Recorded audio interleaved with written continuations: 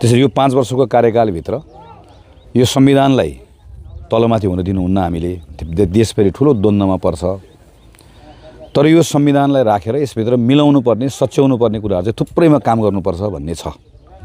त्यसैले 5 वर्ष मैले यहाँको प्रतिनिधि भएर जाने मौका पाउँदै गर्दा मैले संसदभित्र भएका सबै पार्टीहरू, नेकपा एमाले, नेपाली कम्युनिस्ट पार्टी, अहिले नयाँ आएका पार्टीहरू सबैलाई मिलाएर संविधानमा सबैको समझदारी बनाएर संविधानको मूलभूत कुराहरू कायम राख्ने, तर बाँकी रहेको कुराहरूमा चाहिँ एउटा समझदारी बनाएर जाने मेरो प्रयास रहन्छ।